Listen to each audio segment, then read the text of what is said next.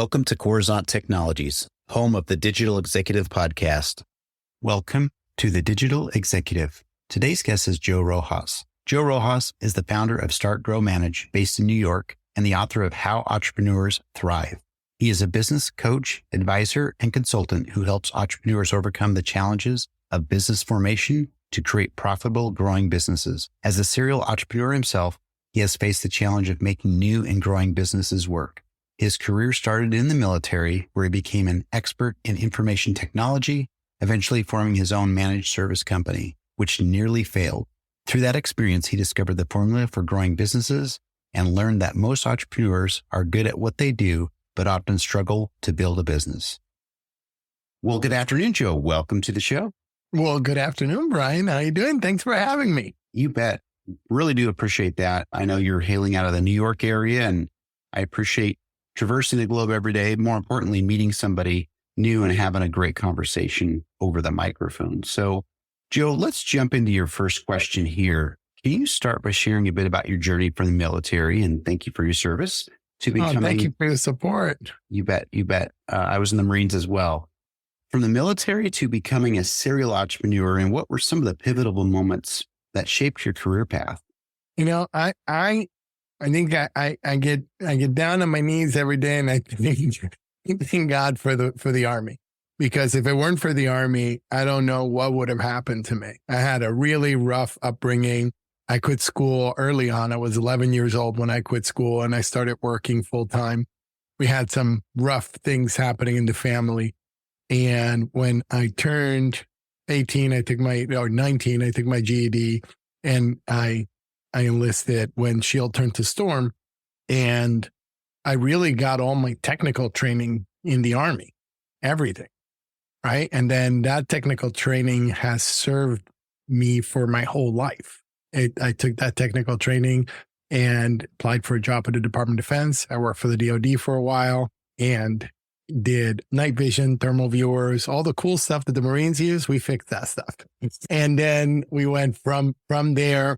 I got poached by a biomedical engineering company because I knew how to work on, and it all started with the M64 chemical detector. That led to learning how to work with peristaltic pumps and all that cool stuff that really got me that biomed job. And then from there, I ended up working for a national MSP.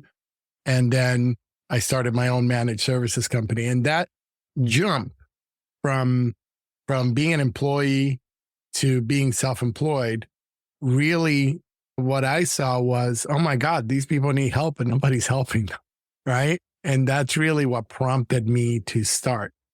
I worked for a national MSP, and we had big clients at the time like Goldman Sachs, Bear Stearns, and I'm dating myself because, nobody knows what Bear Stearns is anymore. But they had like the awesomest, cleanest server rooms, and everything worked really great. And then I would go to the smaller clients and it would be a mess. And I would be, why is this? And they would go, oh, well, those guys don't pay that much, so we can't pay that much attention to them. And I thought to myself, well, somebody has to pay attention to these folks because they're trying to grow their businesses and they're trying to do something as well. And that's really, I had long fallen in love with technology, and this was like the transition point for me. But if it weren't for the military, never would have happened. Thank you for sharing that, Joe. I appreciate it. And the military brings a breadth of just a ton of experience, and you learn to quickly grow up, obviously, you know that. But I think the military should be a requirement for everybody. 100%. I'm with you. It's definitely an oversight, I feel. Some countries require it, but I think it would really help shape this country in a positive direction. So thank you for sharing that. And Joel, in your book, How Entrepreneurs Thrive, what are the key principles you believe are essential for entrepreneurial success? And how do your own experiences influence these insights?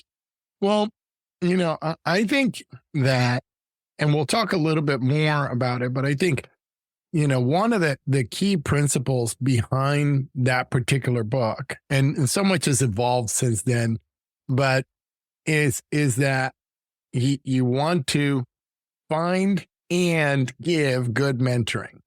So you want to find good mentors and give good mentoring, because there is it's really getting there's this blind spot that you have. There's what you know, there's what you know that you don't know, but then there's this whole other area that you don't know. And what a mentor provides is insight into that area and a view into that space, and lets you see the things that you can't see yourself, right? That's why all the greatest players have coaches. That's why all the greatest athletes in the world, that's why. It's because the coach can see something that you can't see. You can't read the label from inside the box. And so I think that that's one of the key principles that drive that book, really. Thank you. And I really love to talk to guests that have written books, because it's their way of helping the world get better and helping others learn from their mistakes or the path they chose. So I appreciate that, really do.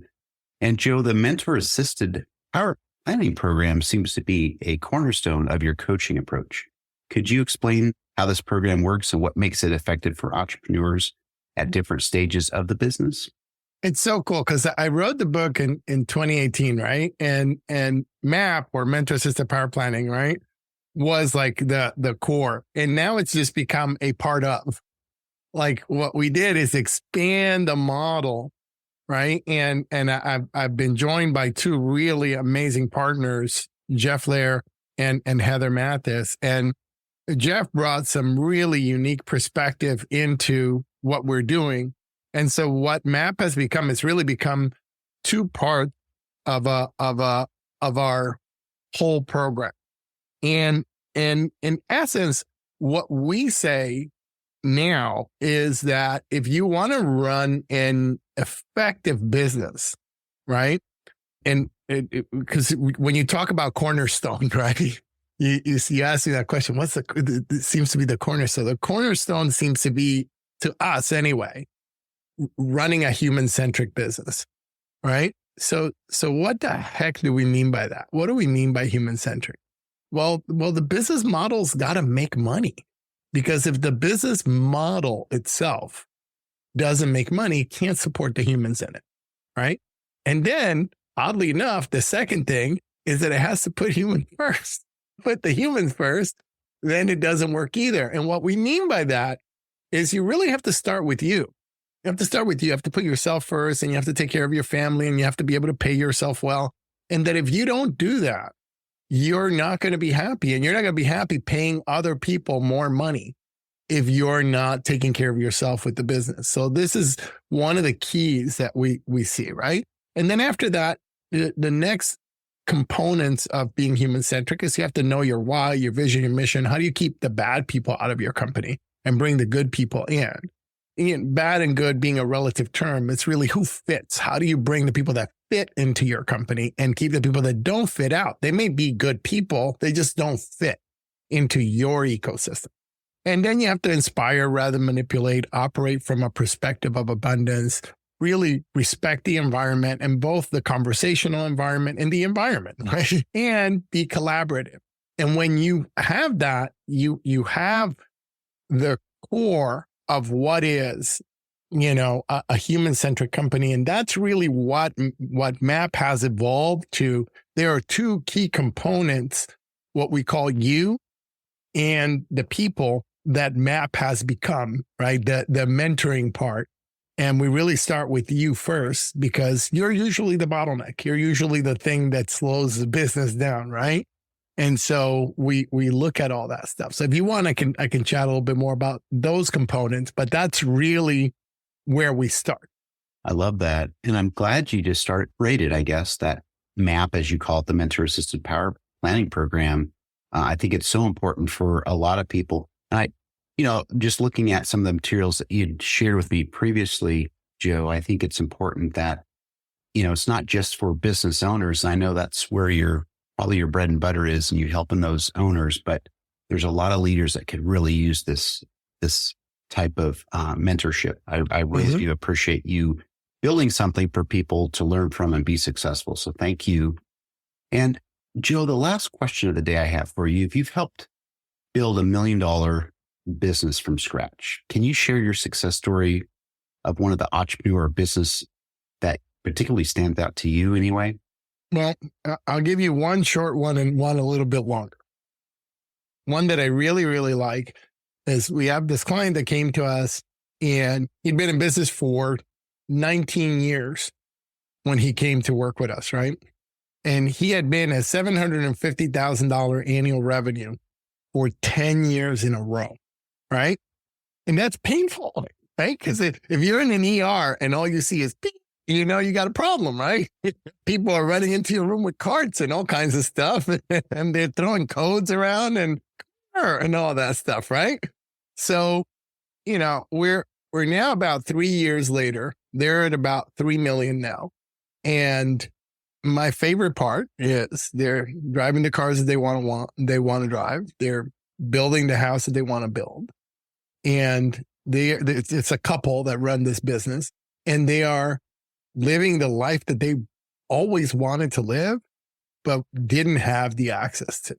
And I think that's really my favorite part. And I'll tell you the second one. The second one, it's a company that's been with us. They're still with us. They've been with us for about going on 5 years now. And when they started, it would be just over a million, just under a million, just over a million, just under a million, just over a million, just under a million. They were stuck in this cycle, right? Where they would go over a million, then they would go down, then they would go up again, then they would go down. And it was 5 people, and the owner worked like a horse. I mean, that guy worked 110 hours a week easy, right? With 3 kids they didn't get to see because he was working 110 hours, right? And it last December, not this one that just passed, but last December, so they're at 5 and change now, 5 million and change. But last December, he went away. Right. So this guy, all my clients are the same. They're all managed service providers. They're all IT companies. And if you're a managed service provider, what I'm about to say right now may hurt your brain a little bit. Okay. This guy goes on vacation for 3 weeks, right? In Dominican Republic with his family. They go for 3 weeks. And every day he leaves his phone in the hotel room and he just goes on vacation. And for a managed service provider, that'll hurt your brain, what I just said, because you can't imagine not being connected or somebody not being able to reach you. But that's my favorite part of running this business, is to have people be able to be with their families when they're with their families. That same guy is coaching his daughter's basketball team. He's coaching a men's softball league. He is part of his city council in his town. You can't work 110 hours a week and do all that stuff. You can't do it. And so it's really getting to that place. That's my favorite. I just really love that. That is an amazing story. I mean, it's twofold. You obviously helped them, get to their goals that they've always wanted to do, but then to establish such a solid foundation around the management of that business that allowed him to take time off for 3 weeks. That's unheard of. And Joe, I've been a CIO for many years, and it is very hard to take vacation. And part of it's my nature, but yeah. It really is, isn't it? Look, one of the other things that I thought was really interesting, not this planning period. So we do annual planning 3 times a year with our clients. Not this planning period that just passed, but the previous planning period, he got sick on the annual planning day. And his leadership team came and planned the whole year without him. That's freaking awesome. That's where he's home getting better. And the team comes in, looks at the year and says, okay, this is what we're going to do. And that's the plan that they're doing. He didn't have to change anything or say, oh, that's wrong, because they are aligned. And that's really that's what I think is really awesome. That's amazing. And it just goes to show what you've learned. And again, it goes back to the military. As you know, Joe, we were taught in the Marines, when the platoon commander is shot, the platoon sergeant, and it goes down the line through the squad down to the fire team. And that's what we need to teach is how to keep businesses, make them resilient and sustainable. And I think decentralized leadership, baby. Yep. That's the way it is. Bring it on. Well, Joe, it was such a pleasure having you on today, and I look forward to speaking with you real soon. I look forward to it too. Thank you for having me on. It's been a pleasure. Bye for now.